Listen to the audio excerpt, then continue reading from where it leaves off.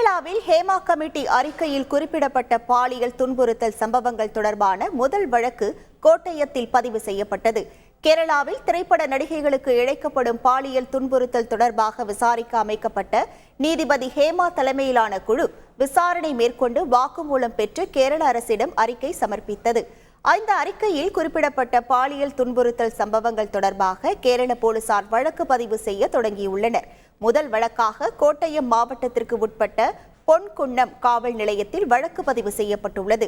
கொல்லம் பகுதியைச் சேர்ந்த இளம் பெண்ணிடம் மேக்கப் மேன் ஒருவர் பாலியல் ரீதியாக துன்புறுத்தியதாக வாக்குமூலம் அளித்த நிலையில் சிறப்பு விசாரணை குழு விசாரணைக்கு பின் வழக்கு பதிவு செய்யப்பட்டுள்ளது.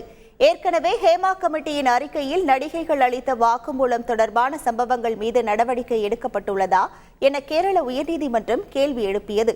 வரும் 3ஆம் தேதி மீண்டும் விசாரணை நடைபெறவுள்ள நிலையில் அதற்கு முன்பாக கேரள போலீசார் வழக்கு பதிவு செய்ய தொடங்கியுள்ளது குறிப்பிடத்தக்கது. செய்திகளை உடனுக்குடன் தெரிந்து கொள்ள உடனே சப்ஸ்கிரைப் பண்ணுங்க.